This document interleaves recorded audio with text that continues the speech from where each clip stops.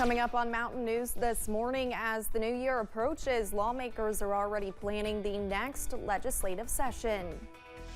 And a recent report released by the CDC shows suicide rates going down for some demographics, but increasing for others. Dedicated to Eastern and Southern Kentucky, this is WYMT Mountain News This Morning. Good morning, I'm Olivia Calfee. We are just past 5:30 on November 30th. Now let's check in with meteorologist Cameron Aaron for a look at your forecast this morning.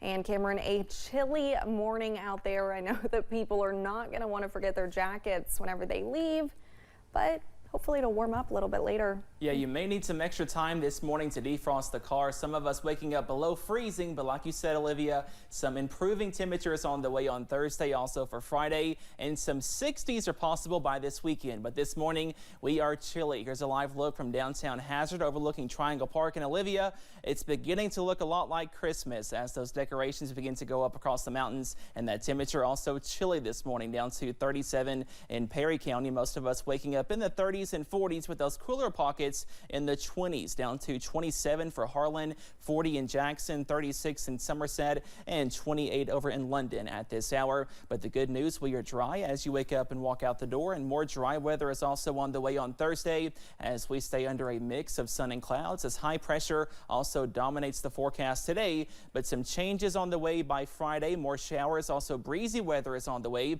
We could see winds up to 20, possibly 25 miles per hour on Friday as more showers are also likely, timing out those rain chances in just a few minutes. Olivia?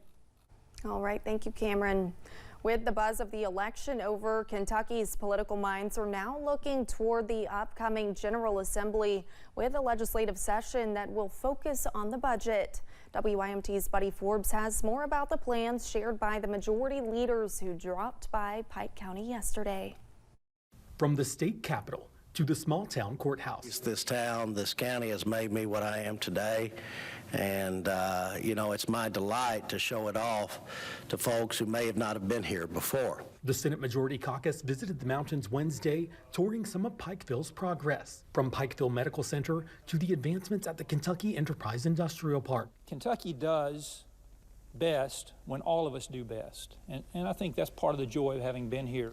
The tours provided a peek behind some of the area's projects, showing the investments and ideas in the mountains ahead of the lawmakers' next budget session. A budget representatives say has been years in the making. Fiscal sanity, because you can't run a business at a deficit. You can't run your household at a deficit. With the individual income tax decreasing to 4% in January, they say there is still work to be done in phases. It remains our goal to eliminate the income tax completely. And conversations of infrastructure and training are expected to be a top priority. We very much want to work on issues that we have the most qualified workforce possible. With funding for education still a hot topic, senators say the money to pay teachers more becomes a district debate, not a state conversation. But they plan to continue supporting education. Highest education funding level in history, local control, 95% of districts did give raises, and the second portion would be the retirement portion, where we're putting over $1 billion a year. And while many discussions are expected in the weeks of meetings to come after January 2nd. That's part of the nature of the process, but there's a lot more work that's done together than there is work that's done apart. Lawmakers say the focus remains fiscal responsibility while furthering the region. In Pikeville, Buddy Forbes, WYMT Mountain News. Some of the lawmakers are visiting Pikeville for the first time this week, with a few different days of activities planned for the leaders. One person is dead and another charged with murder after a crash in Laurel County. It happened Tuesday night about 4 miles west of London on Kentucky 192. 29-year-old Wesley Allen was behind the wheel of a GMC pickup when it reportedly crossed the center line and struck a Honda Civic driven by 64-year-old Fred Johnson. Johnson was pronounced dead at the scene.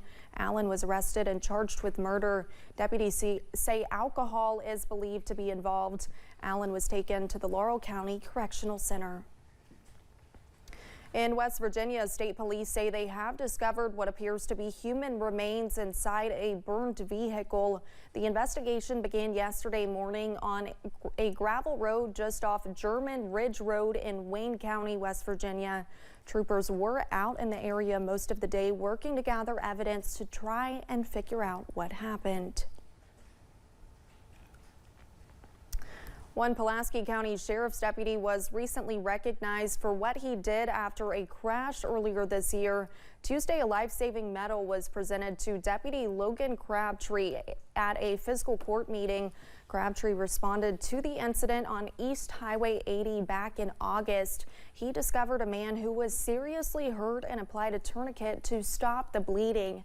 First responders say if it was not for Crabtree's heroics, the man would have likely not survived. Investigators compiled a 64-page report on the shooter responsible for killing 5 people in Louisville last April. The report gives unique insight into the mind of a mass murderer. Tommy Elliott was one of the victims of the shooting.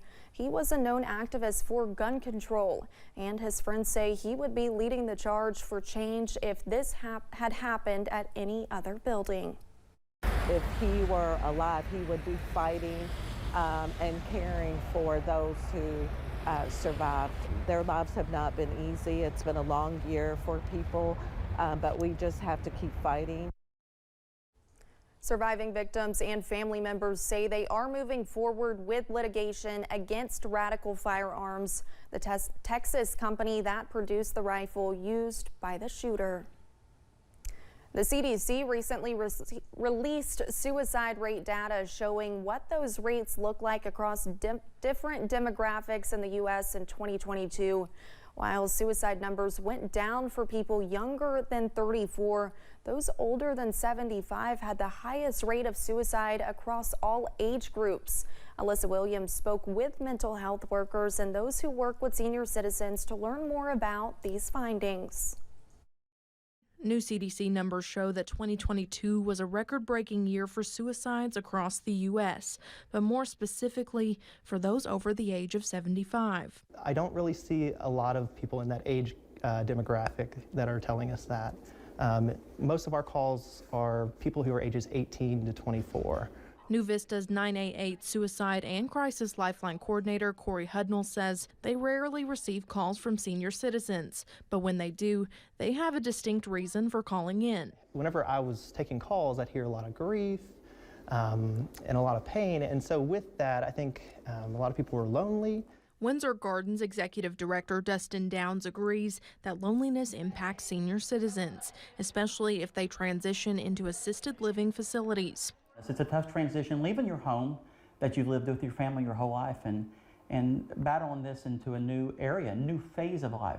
Downs says he likes to keep the morale high for the seniors living at Windsor Gardens through engaging activities in hopes of reducing that sense of loneliness that a lot of people in this age group may experience. That's the #1 tool that we use to prevent all these things from happening. And I'm here to do one-on-one time with every single resident, whatever they need.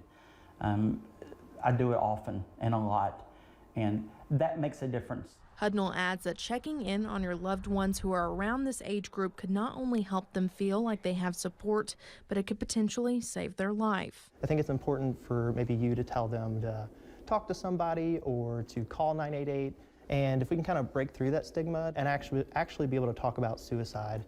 Alyssa Williams, WKYT. Hudnall says he believes a lack of technology literacy and awareness of the resources out there may lead this age group to suicide, but he says a New Vista will be focusing on this age group more.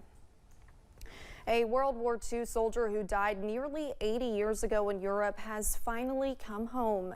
Henry Wade died in battle in Germany just months after arriving overseas. Wade's remains were positively identified using DNA. A service was held yesterday in Pulaski County on the same day Wade was born 104 years ago. He was from Russell County. He did his duty. He gave the ultimate sacrifice, and we're very proud of him. A rosette will be placed beside Wade's name on the walls of the missing at the Netherlands American Cemetery, indicating that he has been accounted for. And coming up, this power couple continues to be a force to be reckoned with after Travis Kelce lands a Billboard hit. And we are dry on Thursday, but higher rain chances are on the way by tomorrow. Your forecast after this break.